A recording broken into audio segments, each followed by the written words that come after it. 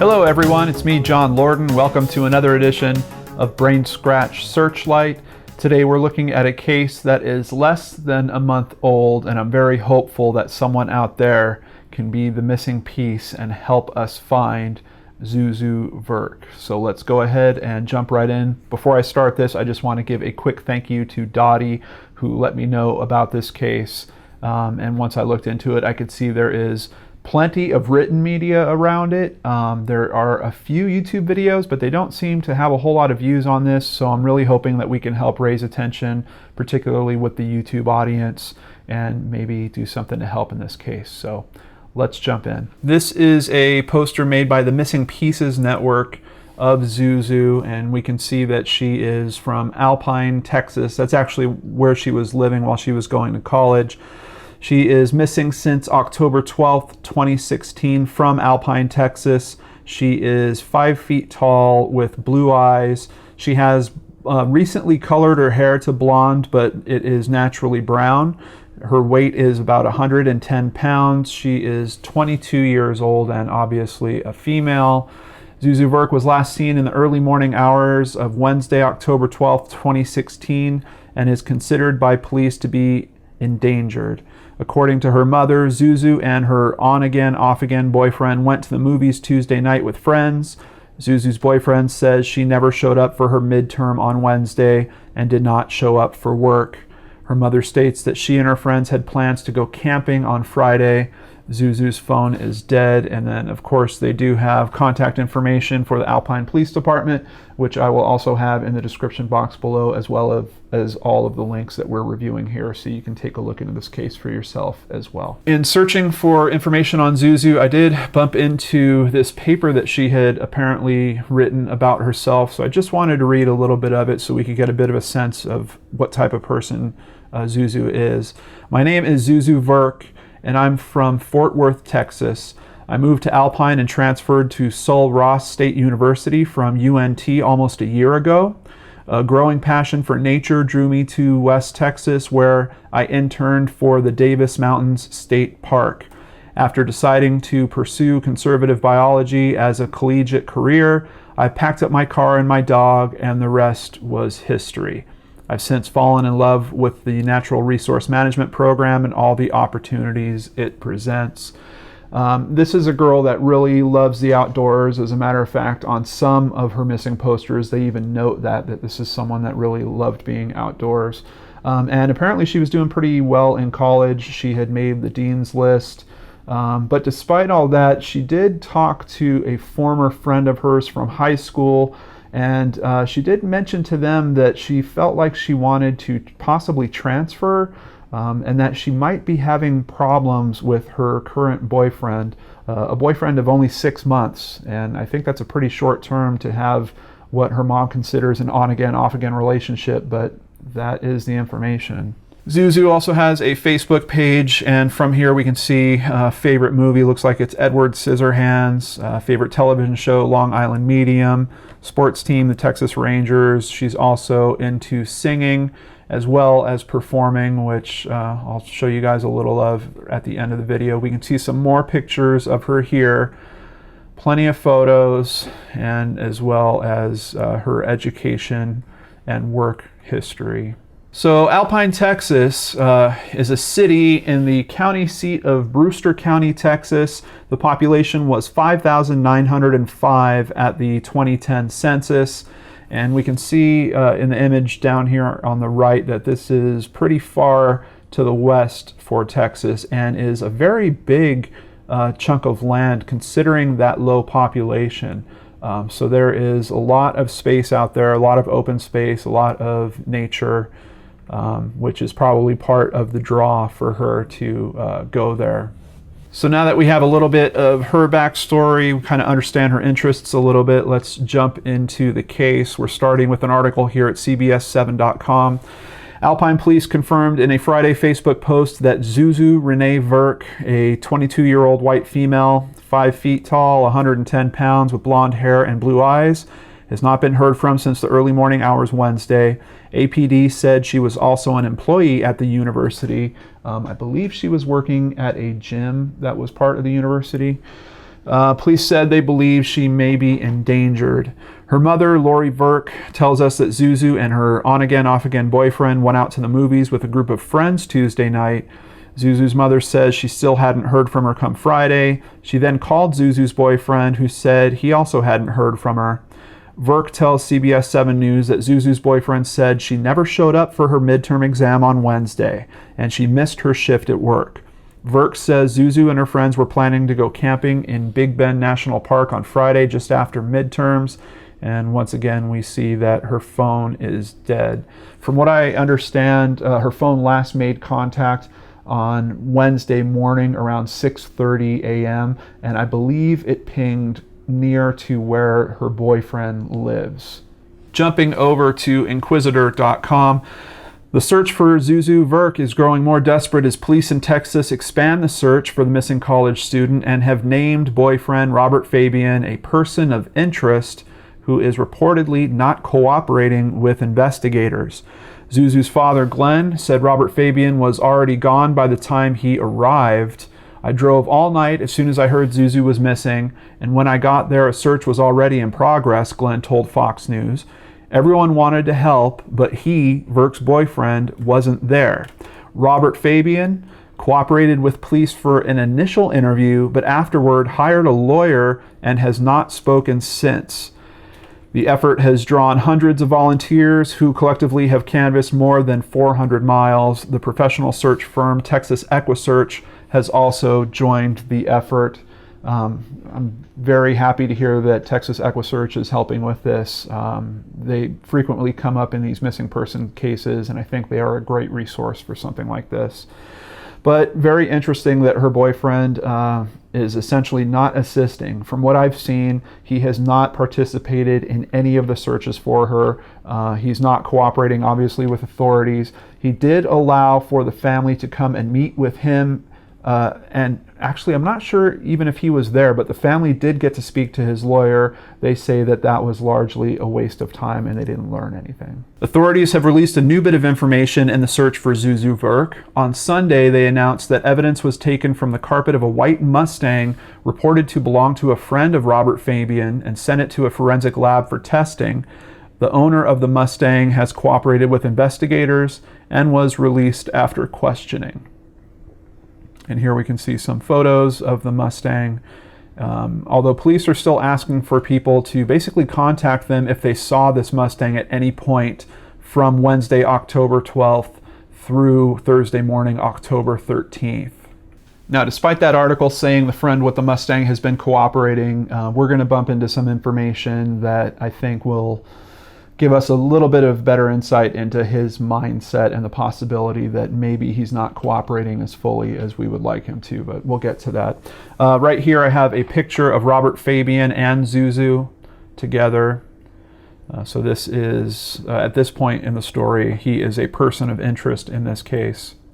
Fortunately, there have been several warrants issued, and from that the press has been able to make some determinations about what's going on in the case. So jumping over to WFAA.com, we see some new info here. In search warrants obtained exclusively by WFAA, authorities state that the boyfriend, Robert Fabian, called his friend Chris Estrada, he's the guy with the white Mustang, twice during the early morning hours of Verk's disappearance on October 12th. The warrant affidavit also indicates they communicated using the social media app Snapchat around that same time. A separate warrant pertaining to a pickup truck indicates that Fabian borrowed the F-150 during those same early morning hours on that Wednesday. Now this is starting to get extremely suspicious to me. What is he doing borrowing a truck in the middle of the night? What's he doing calling his friends in the middle of the night, getting a ride from here to there? There is a lot of activity happening. We have a timeline that I found that we'll go through, and hopefully we can piece together some of this to get a bit of a better understanding of the flow of all this. But I'm certainly not feeling good, particularly about borrowing a truck. It's weird to me because I don't know why he would necessarily need a truck. Assuming the worst, this is a woman that is only 5 feet tall, weighs 110 pounds. I don't know that you would necessarily need a truck to do something with her. So I really don't understand the truck thing. From what I do understand, the truck actually belongs to his brother-in-law. So just kind of interesting that he's pulling in all these people. If he is truly guilty, he is making a lot of accomplices along the way here very quickly over the period of a pretty short time. Another search warrant for Estrada's Ford Mustang says that in the days following Zuzu's disappearance, Fabian was acting, quote, very nervous, and that Estrada attempted to get his car cleaned 3 times at a local auto shop. Apparently, Chris Estrada took his car to an auto shop owned by a friend of his. He wanted it cleaned immediately. The friend said, I'm too busy, I can't do it now. He brought it back 2 more times that same day, asking to get it cleaned over and over and over. And apparently he was getting more increasingly nervous each time he was bringing his car in. There is also a warrant for Robert Fabian's laptop, and apparently the police do have that. It is thought that he might have been trying to delete some of his social media messages off that, possibly the communication between him and Chris that happened on Snapchat.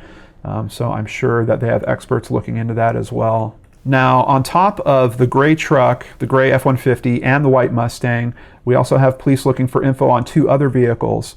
Police are also asking the public with information about seeing a gray 2006 Jeep Liberty and a 2004 Mazda Miata convertible with a beige top being driven between the hours of midnight and 10 a.m. on Wednesday, October 12th, 2016.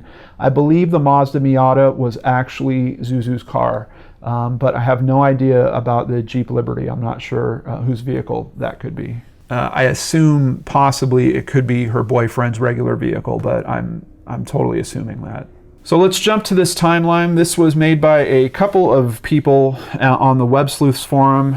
They did a really good job on this. I believe Gardner 1850 is the one that actually made the timeline here. We're going to jump to the night of October 11th here.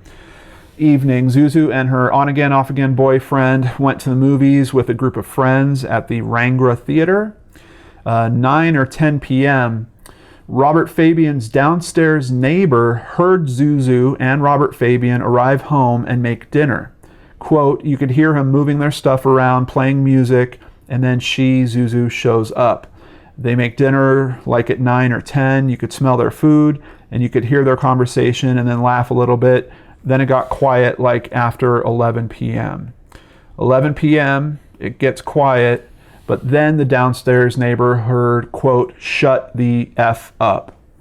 Another neighbor at the apartment complex said he heard the couple arguing and fighting the night Zuzu disappeared. The neighbor who lives directly below Robert Fabian's apartment heard Robert Fabian pacing back and forth.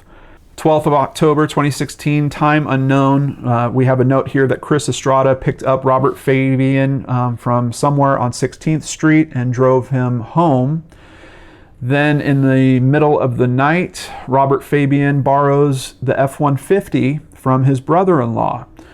Apparently he woke up the brother-in-law's wife, his sister, first, and she went and got the keys from the sleeping brother-in-law so that Robert could borrow the truck. 12th of October, around 2 a.m., the downstairs neighbor hears Robert Fabian's bed shaking multiple times. Between 2 and 3, the downstairs neighbors hear him pacing back and forth like all over the house. 3 a.m., they hear him get in the shower. Now here it gets interesting. Between 3 and 4 a.m., media reports originally said, quote, residents last saw Zuzu on Harrison Street around 3:30 a.m. just before she went missing. Robert Fabian reportedly told investigators that Zuzu left his place between 3 and 4 a.m., but witness statements say Zuzu's car remained at the apartment until later in the morning. At 3:15, Robert Fabian made 2 cell phone calls to Chris Estrada, and they communicated using Snapchat. Around 4 a.m., the downstairs neighbor and his girlfriend said, going down the stairs, we heard a loud thump. Now, interestingly, we also get an early morning sighting of Zuzu at a Stripes convenience store, but this is unconfirmed. I know police have pulled footage of this, but I have not seen anything confirming that she was actually there. We get the note here about 6:30 being the last time that her phone makes contact, And we see that text and phone calls from friends and family start going unanswered. Apparently, her dog was reported running around near her apartment with its leash on. Animal control came, found the dog, and put it in her fenced yard.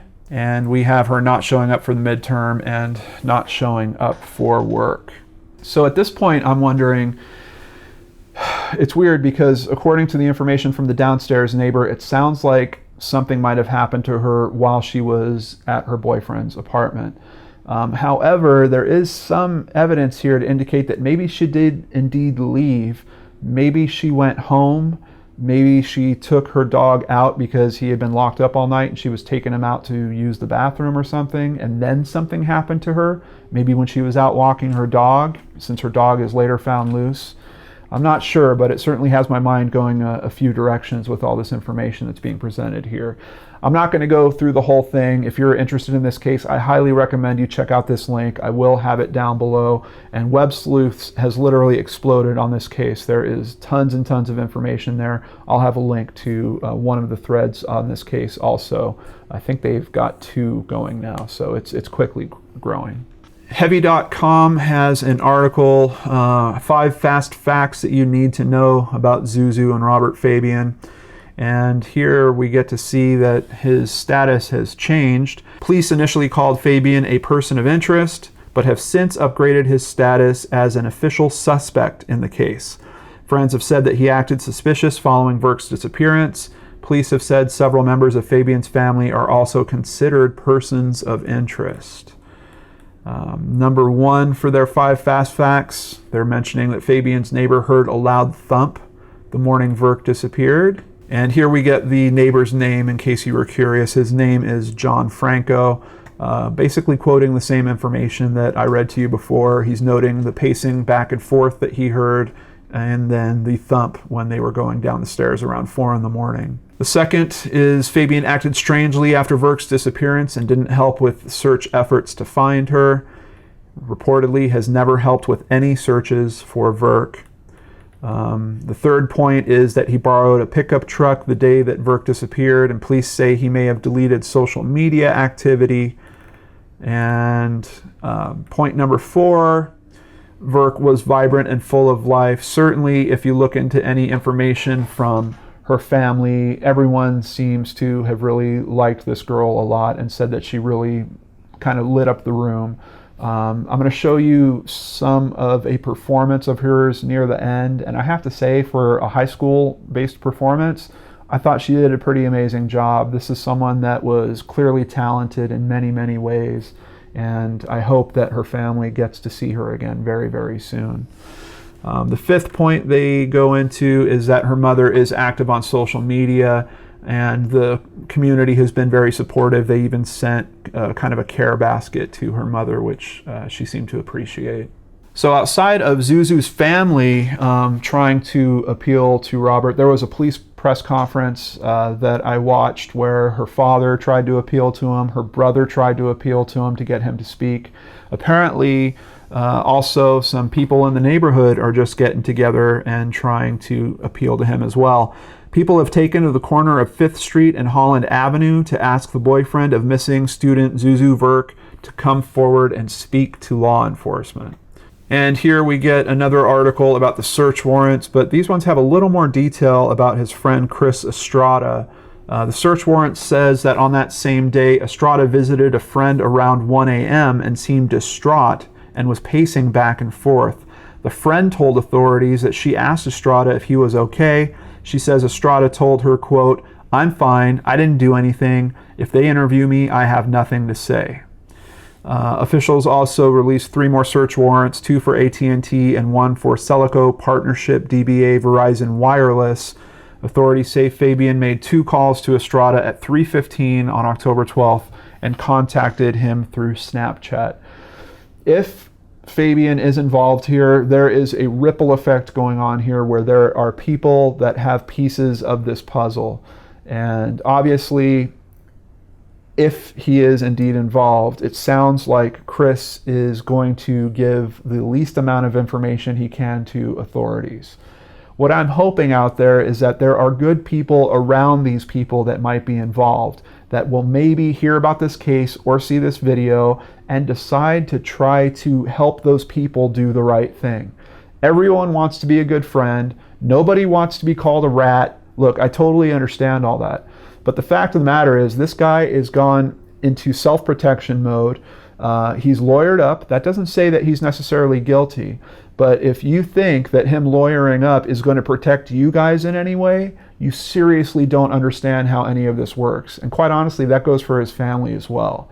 If charges are coming in this, they very well could come after the friends that are involved with this as accomplices to this crime as well. And we have seen cases, you don't have to necessarily find a body to have prosecution go through, especially if they just go with a kidnapping charge of some kind.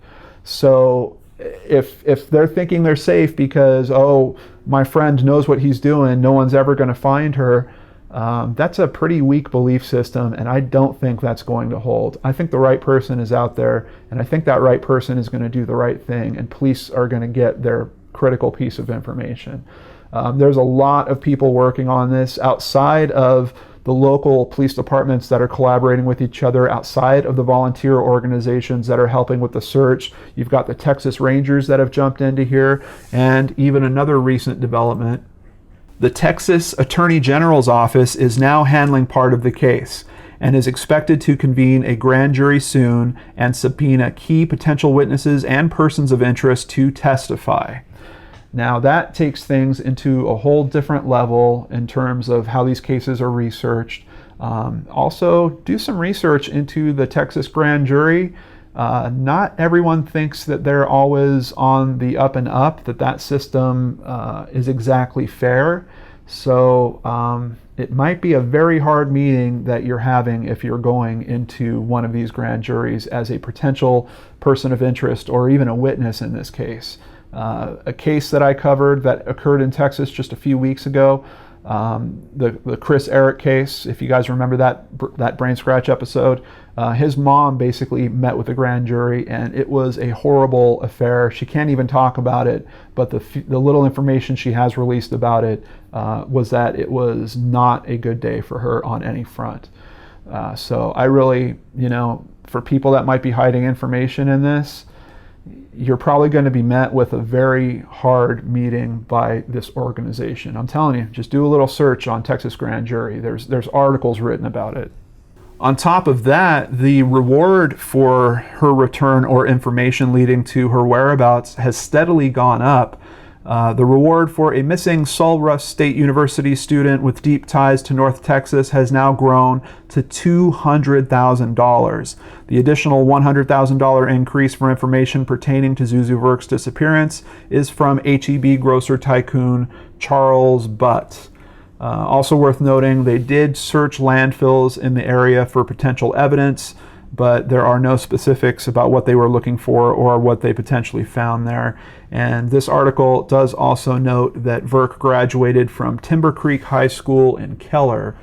And that's where I bumped into, and once again, thanks to the WebSleuths community, I bumped into a student film that was made while she was going to high school there. It's kind of interesting because in this film, she essentially plays I don't know if it's his wife or just his girlfriend, but she plays a ghost, essentially, which must be very tough for her family to look at. But I did find a clip of it that I wanted to share with you guys. In particular, it just has some visuals of her that might be helpful.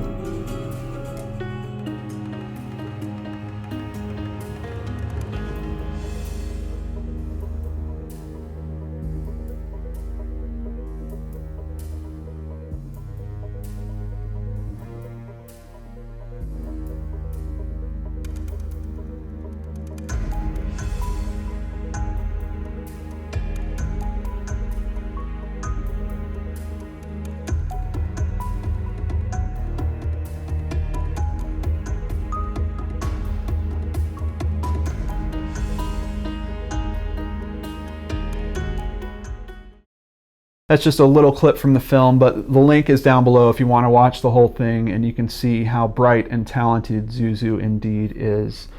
Before we go, I also wanted to share with you there is a link for a GoFundMe. They are trying to raise $75,000. That includes money that would go towards a reward for her, but of course her family is incurring all kinds of expenses. It sounds like her father's employer is helping out a little bit, but these things can get very tough. I've talked about it in videos before. It takes a lot to support a family that's going through something like this. So please consider donating to Zuzu's GoFundMe using the link below. This is where I turn it over to you, Brain Scratchers. Honestly, this case, the way it's being reported and investigated seemingly, it's pointing in one direction, but I don't know that that's necessarily what's going on here. Does it feel like this is a person that disappeared of her own volition? No, not at all. Her car has been found. She left her dog behind. You know, she skipped out on missing a midterm and dropping work shifts. She had plans for the following weekend. All that got dropped. I don't think that this is someone that just ran away. Does the boyfriend know more than he's telling? I think that is obvious. But does that necessarily mean that he's guilty? Not necessarily. It's possible. I mean, it's possible that there was something of almost like a domestic dispute type issue that might have happened that night. Maybe she said that things were over, or that she didn't want to go with him on the weekend or something, and that made him upset. There's a lot of plausible scenarios, I think, that could be kicked around that. But we really need the right person to pass the key information to authorities, primarily so that Zuzu can be found, and then whatever state she's found in, we also need the information so that people can face justice, because she has either been abducted or possibly even worse, and it would be horribly unfair to her spirit and her memory for that to go without some answer. So thank you guys for joining me here on BrainScratch Searchlight. I appreciate each and every one of you. I ask that you please share this if you have friends in the Texas area, particularly around Alpine. It's a very small community, but I have faith. I know that I've got a bit of viewers in Texas due to other cases I've covered. So I have faith that one of you might know someone in that area. So please share this information with them. Maybe we can shake some of this key information loose and get it in the right hands. If you're sitting there and you think you have some information on this case, please do the right thing. Use the info in the description box below and forward that information to authorities. Take care, everyone. I'll see you on the next episode on the Lord and Arch channel.